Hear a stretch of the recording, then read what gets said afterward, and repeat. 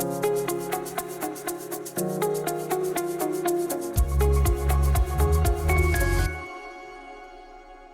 have bowel cancer. Imagine hearing these words, how you would feel receiving this news.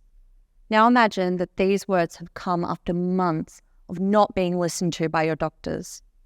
Imagine you've experienced excruciating abdominal pain that led to you to need to go to the emergency room, and yet doctors still didn't take your symptoms seriously.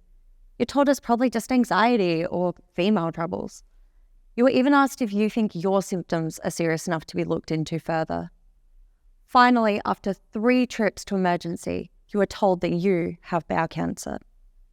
This was Renee's story.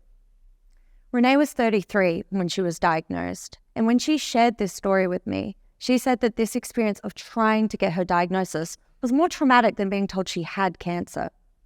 Unfortunately, Renee is among the growing number of young people receiving this news.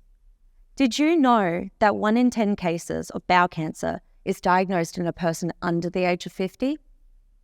Getting a timely diagnosis is crucial for improving the outcomes of these young people, as diagnostic delays often lead to cancers that have spread more and are harder to treat.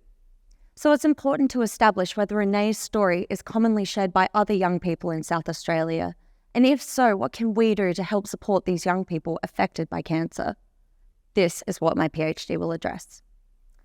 I've analysed transcripts from 150 interviews conducted with young people with bowel cancer, where I identified that, like Renee, almost all of these cases were diagnosed after experiencing bowel symptoms. Additionally, almost half of these young people reported a delay to their diagnosis, with some of these delays spanning several years. I then audited 200 more younger adults who had their symptoms investigated, where I observed the median time from symptom onset to their investigation was over a year. I wanted to find out more, so I helped run focus groups with others who've experienced bowel cancer. From these sessions, I learned some young adults felt they got lucky, as their doctors listened to their concerns right away and sent them for testing. As a young person myself, this is a really concerning finding, as luck shouldn't be the main factor behind if young people are listened to or not. So I'm now sending surveys to clinicians to understand their perspectives on how young people experiencing bowel symptoms should be treated.